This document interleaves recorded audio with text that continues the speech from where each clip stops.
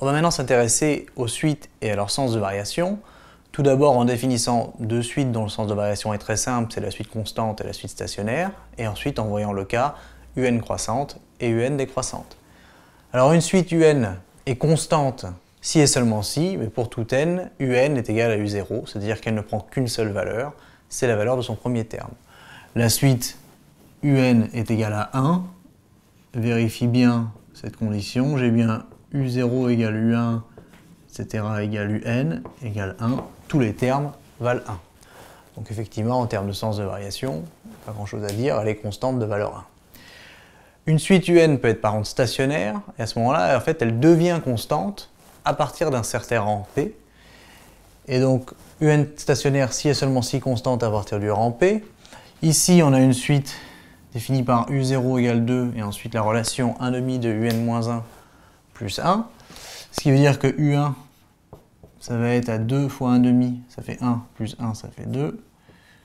u2 est égal à u1 fois 1 demi, c'est-à-dire 2 fois 1 demi, ce qui fait 1 plus 1, ça fait 2, etc., etc. Tous les termes valent 2. Alors c'est un cas un peu particulier, ça revient ici à une suite constante, ou alors on peut dire qu'elle est stationnaire de rang 0.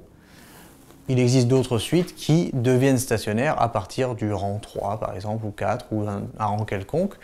Mais l'idée c'est de dire on retombe sur une suite constante à partir d'un certain rang. Une suite un maintenant va être dite croissante si et seulement si un plus 1 moins un est positif ou nul, ce qui revient à dire que un plus 1 est plus grand que un, et que donc chaque terme est plus grand que le précédent, et donc la suite est bien croissante. Évidemment, si l'inégalité est stricte, on dira qu'elle est strictement croissante.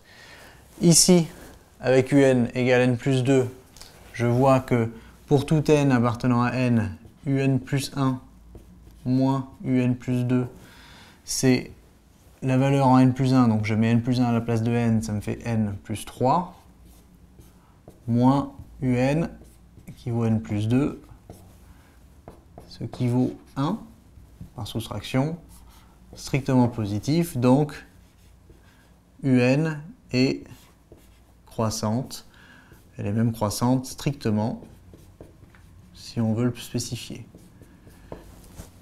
Voilà, donc c'est assez simple, c'est toujours la même chose, vous faites la différence un plus 1 moins un, si c'est positif, la suite est croissante, si c'est négatif, et bien dans le cas un est décroissante, puisqu'effectivement on dit que un est décroissante si et seulement si, pour tout n appartenant à n, un plus 1 moins un est négatif, c'est-à-dire que un plus 1 est plus petit que le terme précédent, et que tous les termes suivants sont encore plus petits.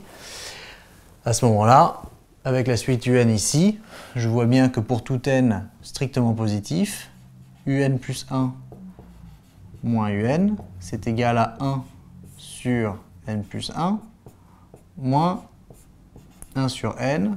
Alors je pourrais à la limite conclure tout de suite, je dirais bah oui, n plus 1 est plus grand que n, donc ça va être plus petit, donc ça va être négatif, mais si je ne le vois pas, je peux très bien rapidement mettre au même dénominateur, ça me fait n moins n plus 1, ce qui me fait moins 1 au numérateur, sur un dénominateur positif, et donc c'est une suite dont la différence de deux termes consécutifs est strictement négative, et donc un est décroissante, elle l'est même, si on veut le préciser, strictement.